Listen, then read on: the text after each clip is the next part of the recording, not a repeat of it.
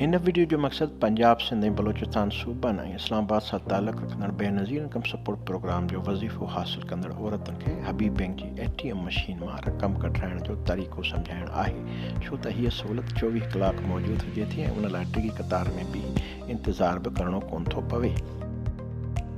जेकॾहिं तव्हांखे Benazir income support programme जे number 8171 तां तव्हां लाइ रक़म जारी थियण जो इतलाउ ॾिनो वियो आहे या तव्हां पाण ई बेनज़ीर इनकम सपोर्ट प्रोग्राम जी हेल्पलाइन या वेझे तालुक़े ऑफिस मां नई क़िस्त जारी थियण बाबति मालूमात वरिती आहे त पोइ तव्हां हबीब बैंक जी वेझो बायोमेट्रिक ATM मशीन ते वञो। सभ खां पहिरियां ATM मशीन जे स्क्रीन ते आङूठो स्कैन करण जो ऑप्शन दॿायो। स्क्रीन ते उर्दू ज़बान जी चूंड करियो। हाणे खाॿे पासे ते मौजूदु PISP वारो बटण दॿायो ऐं पोइ स्क्रीन ते पंहिंजो 13 अंगनि वारो शनाख़्ती कार्ड नंबर दर्ज करियो। ATM ते लॻल बायोमेट्रिक मशीन ते पंहिंजे आङूठे जे निशान जी तस्दीक करियो। यादि रखो त आङूठे खां सवाइ ATM मशीन ते ॿियनि आङुरियुनि जा निशान कमु कोन कंदा।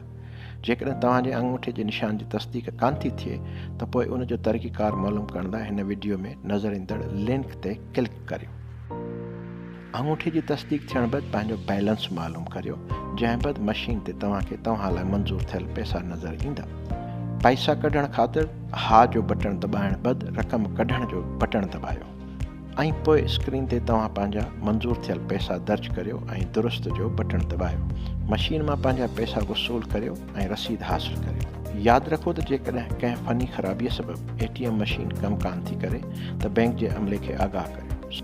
यादि रखो त पहिरियों दफ़ो ई वज़ीफ़ो हासिल कंदड़ औरतुनि खे लाज़मी तौर ते बेनज़ीर इनकम सपोर्ट प्रोग्राम जे अदायगी मर्कज़ ते वञणो पवंदो, छो त पहिरीं क़िस्त सिर्फ़ु हबीब बैंक जे मुक़ररु कयल मख़सूस एजेंटनि जे दुकान खां ई मिलणी आहे ऐं उन बैदि ॿी क़िस्त कंहिं बि बायोमेट्रिक वारी ATM मशीन तां वसूल करे सघिबी। पंजाब सिंध ऐं बलोचिस्तान सूबनि ऐं इस्लामाबाद सां तालुक़ रखंदड़ मुस्तहिक़ औरतूं सॼे मुल्क जे हबीब बैंक जी बायोमेट्रिक ATM मशीन तां हीअ रक़म वसूल करे सघनि थियूं।